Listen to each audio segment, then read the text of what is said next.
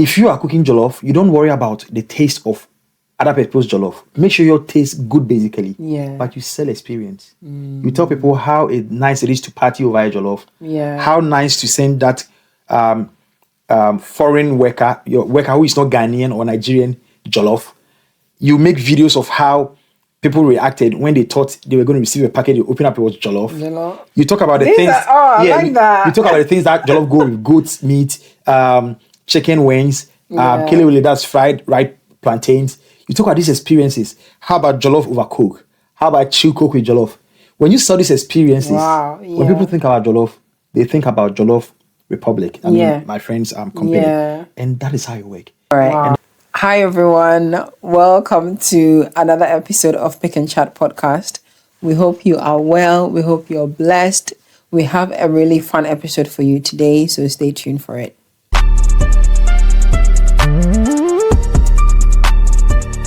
All right, so today, as Dennis and I always do, we have a really cool episode for you today. Today, we are talking about common mistakes startup businesses do. Common mistakes startup businesses do. So if you have an idea, you're thinking about starting up a business, stay tuned, listen to some of the mistakes. Dennis will share some experiences with us when he was starting his business. So it's a good place to learn. Get your notebook, get your pen, write things down because you will need it. All right, Dennis, let's start. The first thing that I want to ask is every business idea a startup? I want to understand the difference between it. What's a startup? Maybe just trying to explain that. Because when I was just doing some research for this episode, I was like, okay, is every business idea a startup or is every startup a business idea? What is it? What's the difference between a startup and business? Or when do a startup turns into a proper business? Okay. Yeah, I'm happy you've asked this way. And when you mentioned that mistakes that startup businesses do, I was like, yes, you brought all the keywords. So before San Francisco, where tech, like the cradle of tech, where many tech companies evolved, all say Silicon Valley, startup was a word like starting something up. So I'm starting a business. So if you're starting a business, it's a business startup. Simple. So I'll come back to it. But when you go to some parts of the world like San Francisco and Silicon Valley, startup means tech business. So there, you don't start a cleaning business and say it's a startup. A cleaning business is not a startup. It is. But when you go to San Francisco and Silicon Valley, I mean, when they say startup, it means a tech company that you are starting. Okay. So when you find yourself in those places, don't say I'm running a startup whilst you're running an Airbnb. To them, it's not a startup. Okay. Yeah. So there, startup would mean starting up a tech company, setting up something that has got to do with let's say software as a service, SaaS, starting a newsletter, something that you can sit in your home and ship beyond borders and all. So that is the meaning of startup in terms of a bit technical term for it in those parts of America. Now it's become a general term. Yeah. But literally, startup means starting anything. So when your business is a startup, that means reasonably in UK, you have less than 5 employees, or you can grow up to 10. Some startups may have less than 20 employees. It depends on your target. Then again, if you don't have revenue, you can say it's a startup. That is when there's not much revenue. And even if you have revenue and you're not making profit, for instance, you just started let's say 18 months ago, you are making £10,000 a month and you are still not able to pay people and still save money. You can still classify yourself as a startup just so you can benefit from some grants. So it depends on the target pretty much. But apart from that, anything less than 1 year, even if you are successful, I would say it is a startup. And I think for many school of thoughts that I know, if your business is less than a year, it is a startup. The only extended thing is when people consider the employees and roughly a company size. But that is also very contextual because some startups started with 100 people and it's still a small company so far as their money they're using is concerned. So it's just starting up. Right. So before we get into the common mistakes some startups make, would you say that every business idea can be a startup or can be turned into a startup? No. Because you know why I'm asking that? Because whilst I was doing the research, when you type on Google startup ideas, so many ideas come up. Yeah. But I was looking through them and I was like, but is this Some are is this an trash. idea for a startup? So yeah, tell us a bit about that. What would you say? So not every idea is good.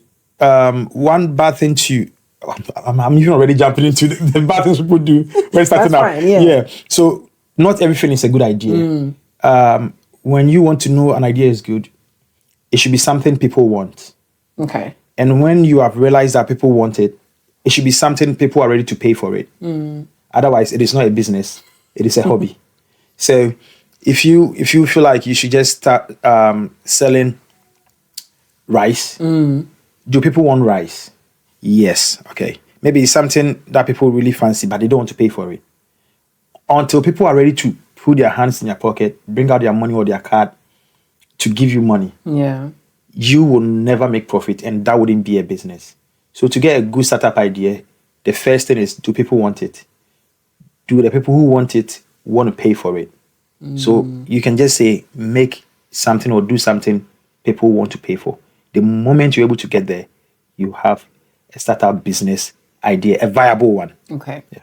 Okay. So just before we then go deep into the common mistakes, someone has an idea, they want to start a business. What would be the 2 or 3 top tip that you'd give them to make sure that, the idea they have is not just any idea. It's an idea that could actually become a startup business. How would you help that person almost fine tune that idea to become, This one thing I wish I knew early on before I started my businesses.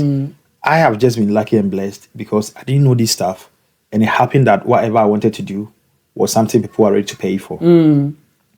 There is something we call minimum viable product. So when you have an idea and you want to know if people want it, before you put in so much money, look at the least amount you can spend to determine the most amount you can earn.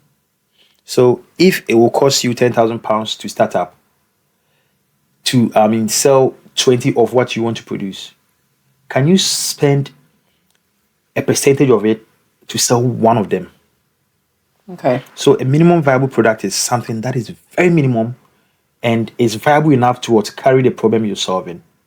So for instance, if you want to make a car, let's say a Mercedes, people don't know about Mercedes. You are trying to introduce something, but what is Mercedes? It's a car. Yeah. So the minimum thing is a car. So can you make wheels? Can you put chairs on it?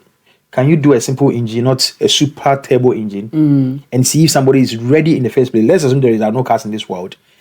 And if you can check if somebody is ready to pay and sit in this, then you start adding air conditioning. You start adding turbo engines. Now people want it faster. They want to pay for more features.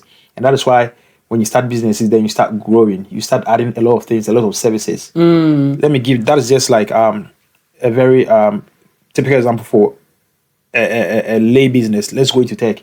If you want to do software, do you want to do all the features now and spend so much money on software, or let's say technical course, or paying software engineers?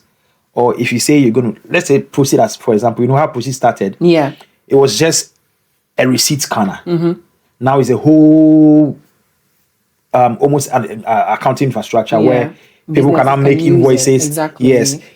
Individuals can use the receipt scanner. Now businesses can invite their team, their contractors, any stakeholder that sends expenses to them to now send their expenses in real time. Yeah. We did not start from there. We started from a place where all we could do was to test if in the first place people will be interested to have an app that they will use to scan their receipts. And that's how it grew.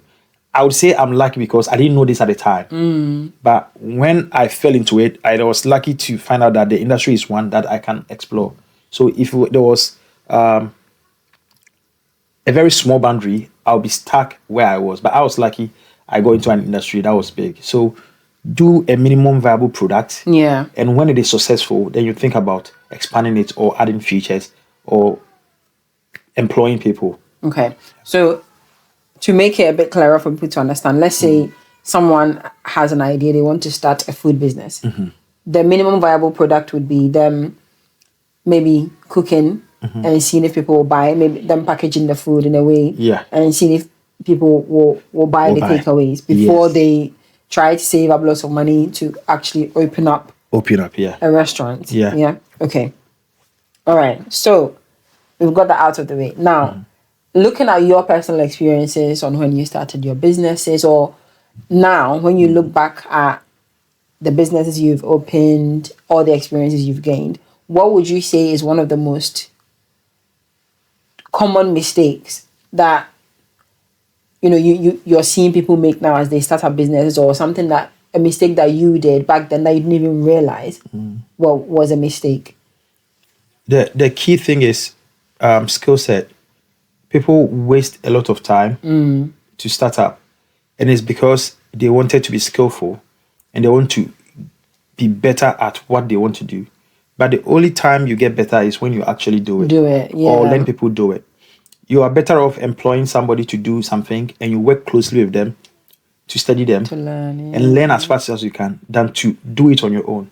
So for instance, I always say this: if your hourly rate is £20 an hour and you get somebody who can do it for 10, get them to do it, learn from them, then you do it. Yeah. But if you're going to spend 5 or 7 or even a month trying to learn it, that means you lost so much money, because every hour you put in is an hour you could have worked somewhere. Yeah. Or, just reduce it just to learn from someone. So people take too long to start, and it's because they are afraid to fail.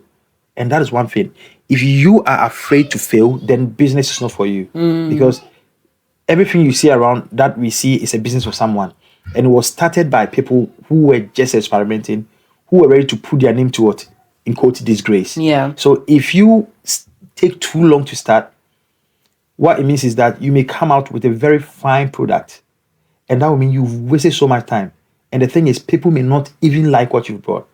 So do the listing, bring it out, let people start anticipating your product. Then you think about improving it, and it involves your skill set. You learn on the job. And there's a quote I always say: if you look back on whatever you've produced, for instance, if you're cooking jollof for people, and you look at your packaging today and your packaging 1 year ago, and you are not ashamed of the packaging you did 1 year ago, that means you took too long to start. Okay. That means you waited till you got everything on point before you started. It should be that you started so early that when you got better, you were even shy that you would associate yourself with what you did previously, because you didn't have everything and you just put yourself out there. Yeah. So that is a mark. Always look at what you have now and your past in business. If you're not ashamed of the past things you've done in business, then you took too long. Let me give you a typical example. It's very funny. When I started my tech startup, let me use that word. Yeah. I didn't know the word bootstrapping. So I've never even heard of that before. Bootstrapping. Bootstrapping is when, like, strapping your own boot, like not having any funding from anybody, using your own money to start a business. Okay. Yeah, it's called bootstrapping. So first time I had a conversation with someone and they mentioned bootstrapping, I'm like, what is that? But this is the most common language in tech.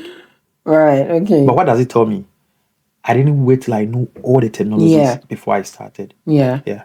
So, but how would you then balance that out with knowing the right time to release products? So let's say you're starting a business, or you're starting a business on making lotion, skin creams. How do you balance the time of not waiting too long before you know everything about how to, make skin creams and market it, to knowing the right time to bring out the products? Because I think just from looking at things on social media, reading up on the startups, sometimes people get it wrong on when to release their product. And one thing that I always feel like Apple, they do really well is how and when they release new products. Yeah. Sometimes you just be there. You won't really hear a lot about a new iPhone or a new product coming up. But by the time you hear about it, it's out. People are making so much noise on it. So I'm always wondering, how do they judge it? How do they judge when to release it? So what would you say to someone, like, when it comes to time, how to balance not waiting too long and wasting time on bringing out something and the right time to release a product? Okay. For people like companies like Apple, they have an undue some advantage that nobody has, because they literally have researchers. They have people they pay to, know people's mood. They have psychologists. They have marketing psychologists. So you can't beat them. The right way to do is to copy them. So yeah, I always talk. You can't beat them. Yeah, when people ask me, how do you know Airbnb will work in this neighborhood? Yeah. I tell you, are there hotels? If there is a Marriott hotel, if there is an Ibis, there's a Kempinski, it means these big companies have already made research before they put up a 7-story building. That's a good idea. So the fact that they put up a 7-story building in a town or in a neighborhood tells you people go there because look, who will put 7-story building in a place to work for just 5 years? That means they know. Yeah. And they put hundreds of thousands of pounds into this research. So just copy them. That's a really good point. Do exactly what they're doing. Yeah. That notwithstanding, there is common sense. If you want to sell ice cream, you don't start it in winter. You don't start your ice cream business in winter. Yeah. You start in summer. So those ones are common sense. Yeah. Now, quite apart from that, copy those who are making it. And one day we will discuss that's how to, copy businesses and make money out of it, because there are businesses that are making £1 million a month that you can copy what they are doing and just go to the customers that you think don't watch their ad, sell to them. You can get a couple of customers and you're making a cool £10,000 in a month just because you could do their same business model, but to the attention of others. Look at TikTok. Most of our mothers are not on Instagram, they are not on Facebook, they are not on Snapchat, but they're on TikTok. Yeah. Why? Haven't you seen TikTok is doing something different? At the point we thought social media has ended. We had a picture one for Instagram, Facebook for connecting friends, Snapchat for people who just want to put stuff that they are not proud of holding on for a long time. It's true, because I go on Snapchat, I can put some food there. I don't care. I don't worry about personality, but the same food, if you tell me to take it to Facebook, I'll be like, how people see me. I mean, the same people on Snapchat. I have the same people on Snapchat with Facebook. Yeah. They see some things on Snapchat, they're not worried. But if you put it on Facebook, they'll be like, why you put it on there? You're a bit too out there. So it tells you people's psyche. Yeah. We thought that was it. Then TikTok came. It is the only app that people over 70 to 80, 60 to 50, 50 to 60 use comfortably. And now the biggest marketers on TikTok are aunties and uncles. If you see aunties dancing on TikTok and doing their craft, it will shock you. Yeah. So the whole point is they served an audience that Facebook, Snapchat, and Instagram were not serving. So look for that as well. Okay. All right. So moving on to talk about some of the mistakes that startups make. I saw a post on Instagram about how some startups expand their businesses too fast, and that is a common mistake all startups make. What do you think about that? Yeah, that oh my God, you did your research. That is what Proceed is doing now. Okay. We are at a point where we can just scale too fast. But that is a mistake, because it will catch up on you. That is why we work. The startup that offered office spaces for people, raised millions, and still went bankrupt. The valuation dwindled from hundreds of millions, billion actually, to tens of millions. Why? Because they went so fast. I was just going to ask them, because how then do you know? Because if, let's say, for example, Proceeds right now has grown to a point where you offer services to businesses and stuff, so you could expand. Yeah. So how do you judge them between, okay, we don't want to make that move and make a mistake, but at the same time, you don't want to be waiting too long? Well, how do you make that judgment then? It is based on systems. Let me use the context. So I'm happy to give you an example. The context of WeWork. They bought so many so many properties because they thought nothing could happen to their business. Yeah. For all the risk assessment they did, I don't know whether they paid for a risk assessment expert like me. I mean, that is what you do. I mean, I'm very good at risk assessment, but they could not determine that there could be a global pandemic that would keep people in homes. For their whole business structure was like a hoax at some point, because it could not work. And after COVID, people didn't even see the need to go to fancy offices, because they rather get a fancy laptop for the employer, stay in their home, avoid, now companies even have policies that they want to reduce their carbon footprint. And one of the best way for your company to reduce its carbon footprint is to reduce the amount of time on the roads, burning diesel and petrol. So people can say, oh, I'm reducing my carbon footprint because 90% of my workers are working from home, or 80% of the time my staff are working from home. And that is Yeah. good. So that would mean a very great percentage of WeWork's customers are no longer participating with WeWork. And these guys had invested into a huge infrastructure in London, in New York. I recently went to one in London. It's very posh. You go there, it's coffee. It was so much for a working space. Yeah. And they went so far. I know maybe when they started, it was just a desk, simple, but now it's very luxury, a lounge, coffee, everything that you think of in a 5-star hotel. Wow. It's in a WeWork office. A receptionist. I tell you, the locations they had in New York and in London alone, rent is not easy. And now people are not patronizing like they used to. So going so fast is a mistake. Now, even startups are able to raise tens of millions that they do not have use for. Yeah. And all of these stakeholders are having expectations. Some of them have taken big loans that they need to pay interest on, and they are not making as much money. And there's a thing in startup or in business called a J curve, where you know how letter J is. It goes down like this and it starts picking. The side that it goes down is very long, but when it starts picking, it's very slow. And it comes to just that level when you are capped. So you have to go through that process of burning money. And these monies, if they are not burnt on infrastructure and people who will stay, you will burn it and lose it. Imagine if the cost of keeping or employing a professional to get them trained to work on their own is £15,000. And you get them to the point where they can work on their own and they resign. You've lost it. But businesses don't look at this. So for me in Proceed, I am not employing too much.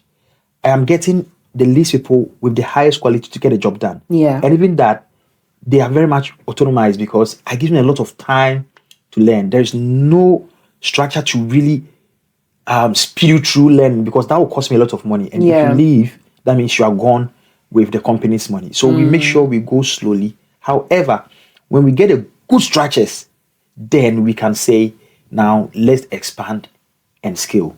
Then we apply lean management to know that whatever any employee is doing is bringing us this money. Let me add this. I think this is a very long explanation. One way to make sure that you are not losing out on scaling too fast is to be able to assess how much every employee is bringing, how much every gadget is bringing. So if you're buying 10 laptops for employees, plus how much you are paying them, and you cannot assess the actual revenue impact of that employee, that means it's a liability. So companies that are doing all at once, they're able to tell that we have 10 employees, and per our revenue, it looks like every employer is bringing this amount of money. So we are making profit.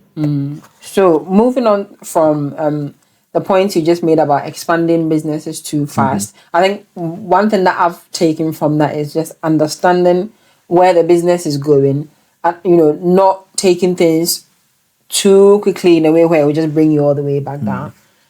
How then do you protect the intellectual property that you have? So another thing that I saw when I was doing my research is sometimes people will get an idea for a startup and then they will just put it out there. And then by the time they realize that someone else have gone ahead of them to register the business, or someone else have gone ahead to actually put it into practice, the idea that they had. So how do you protect your intellectual property when you have an idea for a startup? I think especially in the days of social media nowadays, even if you're not ready to take things global or to do things really big, you could start something on Instagram. You could start something on TikTok.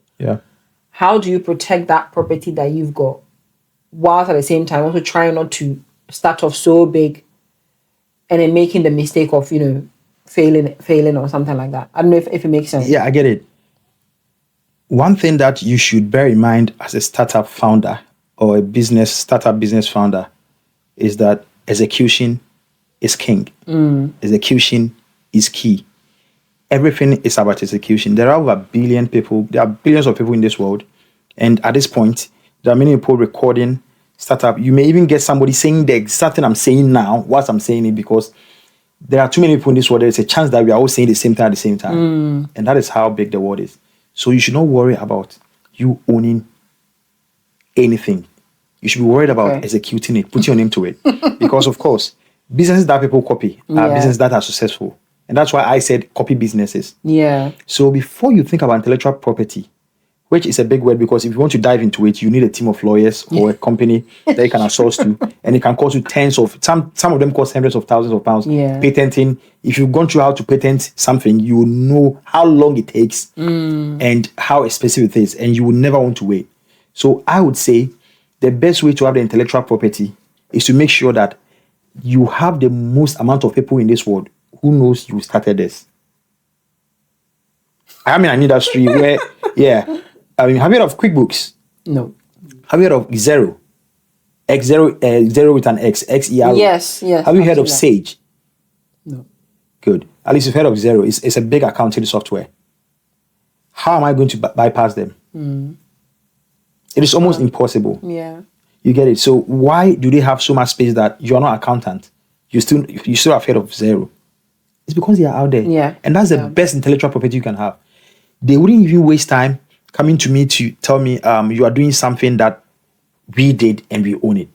It will cost them money to even come to me to even interrogate what I'm doing than to concentrate on making their own money. Yeah. So the best intellectual property you can have is to execute it in a way that you're going to be a market leader in what you're doing.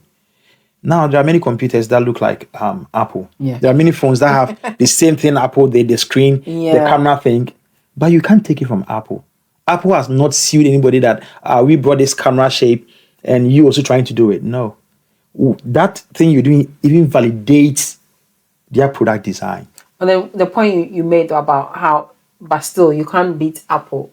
How do you then, specialize your idea? Even if, let's say, let's use the food again as an example. There may be another 20 people, near where you live cooking jollof. How do you make your jollof cooking business startup special? Execution. So you're cooking jollof. Jollof is just jollof at the end of the day. When you're marketing jollof, you don't say come and buy jollof. You market the experience. Okay. You get it? For instance, Apple does not say come and buy an iPhone. Yeah. There is nothing that iPhone does that many phones cannot do. And even the things that iPhone does that many phones cannot do, they are not why you buy your iPhone. Yeah. Who bought an iPhone because it has a sharp location functionality? How many people bought an iPhone apart from photographers because they have good cameras? People buy iPhone because of the experience of being an iPhone user. That's why people can actually, as part of their achievement, says, I have a MacBook, I have an iPhone, I have an AirPod. I have an Apple Watch. I have an Apple Watch. People really fancy that. Yeah. And what they are selling to you is an experience. So if you're going to sell jollof, and there are thousands of jollof out there, and you don't even know which one tastes better. And I tell you, jollof doesn't taste better all the time. Yeah. The taste of jollof is dependent on the mood of the cook. So jollof is not a food that you can even boast about. Yeah. So if you were selling jollof, I have a good senior who owns give a shout out, who owns a jollof company, I would say, because that is what I see that he's been doing in Leicester called Jollof Republic. Shout out to him. If you are cooking jollof, you don't worry about the taste of other people's jollof. Make sure your taste good basically. Yeah. But you sell experience. You tell people how nice it is to party over a jollof. Yeah. How nice to send that foreign worker, your worker who is not Ghanaian or Nigerian jollof. You make videos of how people reacted when they thought they were going to receive a package. You open up, it was jollof. You talk about the things. I like that. You talk about the things that jollof go with: goat's meat, chicken wings, kelewele, that's fried plantains. You talk about these experiences. How about jollof over Coke? How about chill Coke with jollof? When you sell these experiences, when people think about jollof, they think about Jollof Republic. I mean, my friend's company. Yeah. And that is how you work. Wow. And that is what Apple does. That is what Nike does. Nike never says, oh, this is a Nike. It has a soul. They sell the experience. They talk about LeBron James. They talk about action people. Winning is for, they literally say winning is not for everybody. Yeah. They are ready to piss off 80% of people to get the 20% of people who are in sync. So imagine if you are losing a day and you see a Nike ad and you say winning is not for everyone. You might be pissed off. Yeah. But there are 20% of people who feel like, yeah, I'm a winner. Yeah. Winners wear Nike. And that's how it goes. And that is why now all of these guys are moving from just telling you how good your product is, but give you the experience of wearing something that LeBron James has worn all his life in basketball. That's wearing something that Jordan used for the better part of his career. And that's what these guys do. Look at Red Bull. Red Bull doesn't say, oh, Red Bull, their drink tastes good. No, they don't do that. They take you to heart beating programs. Things that will really beat your heart. Hiking, people jumping, motor riding. Yeah. You wear those. You watch those energy stuff, and all you see is Red Bull. Yeah, literally selling your Yeah, so if you really something. want something, that will really boost your energy, all you think about is Red Bull. Yeah. They never talk about their drink, and that's how it works.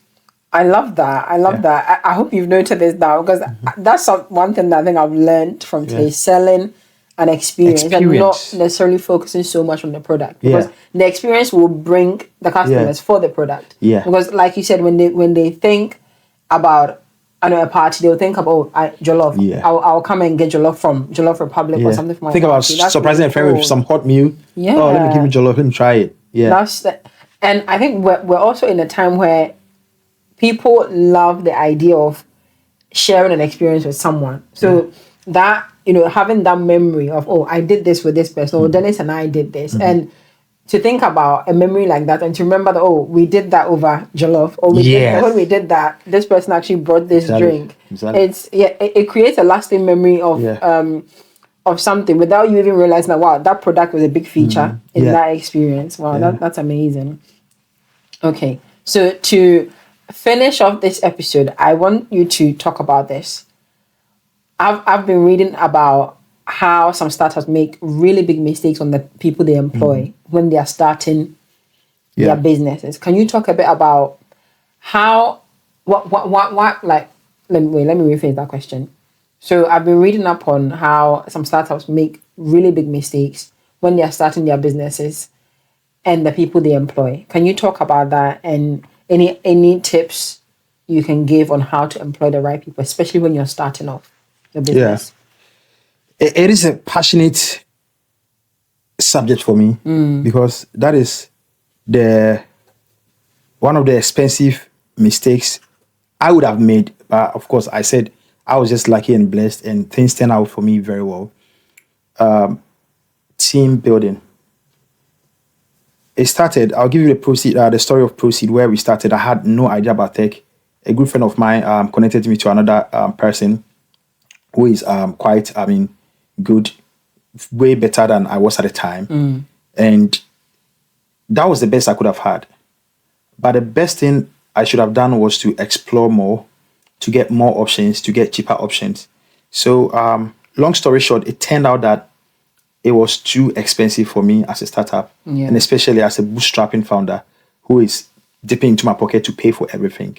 So when you are starting, know that the team you have is something that can make or unmake you. So make sure you invest in character, because look, you're not ready to pay for skill. You just want people who can go with you deep down there. The person I had, I even I think at some point made him a co-founder, but I think the person wasn't, let's say, wired to run a startup.